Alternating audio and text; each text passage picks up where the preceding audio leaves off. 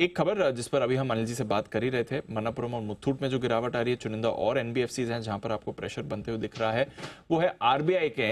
अब एनबीएफसीज को कहा है कि आप कैश में जो जो लोन दे रहे हैं उस पर एक लिमिट होनी चाहिए, उससे ज्यादा आप कैश का लोन नहीं दे सकते जो डायरेक्ट कैश होती है। बाकी प्रोसेस तो आप पूरा फॉलो करिए। एक बार वरुण से समझते हैं क्या हुआ है, क्या ये नई गाइडलाइंस हैं, क्या कुछ कहा है और इतना शार्प रिएक्शन क्यों आ रहा है। वरुण बताइए। सबसे पहले तो आरबीआई ने कहा क्या है, तो आरबीआई ने सारी की सारी एनबीएफसीज को कहा है कि आप जो लोन देते हैं उसमें 20,000 के ऊपर कैश लोन जो है वो ना दे।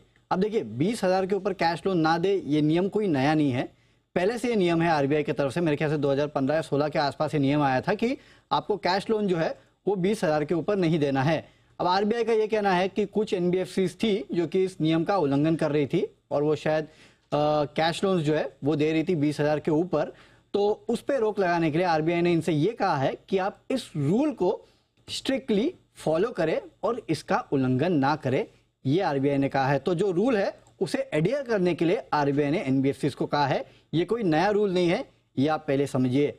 अब देखिए इसका असर क्या होगा। बेसिकली अगर आप देखेंगे तो आप कोई भी लोन लेने जाइएगा वो आपके डायरेक्टली अकाउंट में आता है, क्योंकि सारे के सारे लोन्स आजकल बड़े होते हैं। होम लोन्स खासकर देख लीजिएगा, कार लोन देख लीजिएगा, इनफैक्ट बाइक लोन भी जो है वो डायरेक्ट डीलर को चला जाता है, तो आपके खाते में तो ज्यादा वो आता है ही नहीं। तो इन सेगमेंट्स में वैसे भी इस नियम का कोई असर होने वाला है नहीं। इस नियम का अगर कहीं असर होगा तो वो गोल्ड लोन पे होगा और माइक्रो फाइनेंस पे होगा। हालांकि काफी हद तक गोल्ड लोन कंपनियां और माइक्रो फाइनेंस कंपनियां भी, ये हम अनुमान लगा रहे हैं कि शायद वो भी इस नियम का पालन पहले से करती होगी, लेकिन जो नहीं करते होंगे वहां पे इसका इंपैक्ट हो सकता है, क्योंकि गोल्ड लोन और माइक्रो फाइनेंस लोन जो है वही एक्चुअली छोटे लोन होते हैं जिनको दिया जाता है। और काफी सारे ब्रोकरेज हाउसेस भी यही हाईलाइट कर रहे हैं कि अगर इसका इंपैक्ट कहीं होगा तो माइक्रो फाइनेंस और गोल्ड लोन्स पे होगा। वो भी ब्रोकरेज हाउस ये कह रही है कि उन माइक्रो फाइनेंस या एनबीएफसीज पे या फिर गोल्ड लोन कंपनियों पे नहीं होगा जो ऑलरेडी टेक्नोलॉजी का इस्तेमाल कर रहे हैं।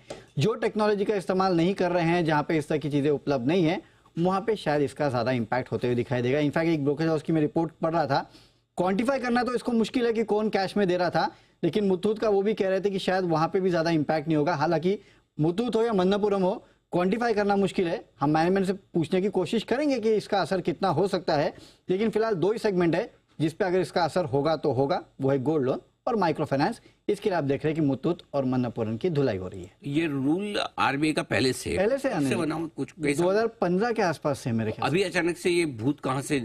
आरबीआई ये कह रहा है कि आप इसका पालन नहीं कर रहे हैं। कुछ एनबीएफसी, कुछ कंपनियां हैं जो इसका पालन नहीं कर रही है, तो आप पालन कीजिएगा। आरबीआई ने किसी का नाम नहीं दिया है। तो 9 साल से पालन नहीं हो रहा था? नहीं, अभी हाल फिलहाल में तो 2015 का रूल है, तो अभी मतलब तो फिर अचानक से अभी अनिल जी, अब वो होता है ना कि कभी कभी आपको ग्रोथ ज्यादा चाहिए होती है, तो आप थोड़े बहुत रूल्स को स्केप कर लेते हैं।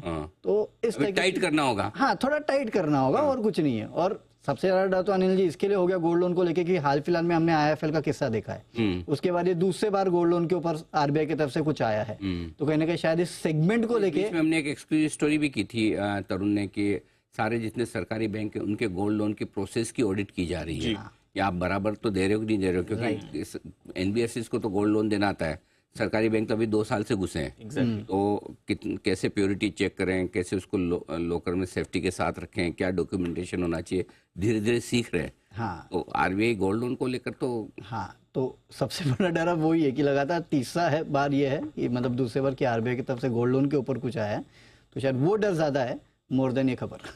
चलिए, तो ये है आपके लिए पूरा का पूरा एक्शन एनबीएफसीज पर गोल्ड लोन की तरफ से आता हुआ दिख रहा है।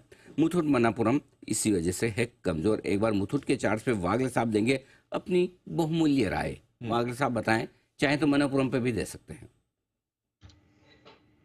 अनिल जी, कल दोपहर के शो में मैं नहीं था, मेरे रडार पर मन्नापुरम एसटीबीटी आया था और ये हो गया। ऑब्वियसली चार्ट पे वो दिखता है जो मार्केट के मतलब लीडर्स एक्ट करते हैं, और 180 के नीचे मन्नापुरम बहुत ज्यादा वीक था, लेकिन ये लेवल पे बेचने का मतलब नहीं है। ऑलरेडी 165 का लो बना के 170-71 के करंट भाव पे ट्रेड हो रहा है, तो मैं यहाँ पर बाउंस बैक मूव एक्सपेक्ट करूंगा, जिसके लिए मेरे को लॉन्ग नहीं करना है। बात रही मुथूट की, मुथूट भी सेम कैटेगरी में है, मतलब दोनों नॉर्मली साथ में चलते हैं। 1500 का एक स्ट्रांग सपोर्ट है जहां से आज का लो बना के घुमा है, अभी 1580 है। थोड़ा सा ऊपर जा सकता है, लेकिन स्टिल मेरे लिए ये सेल ऑन द राइज ही होगा। 1620 वो सही लेवल होगा। अगर वहां आता है 1620 1630, एक 20 रुपए के स्टॉप लॉस से वहां पर बेचना है, शायद वापस 1500 टेस्ट कर सकता है।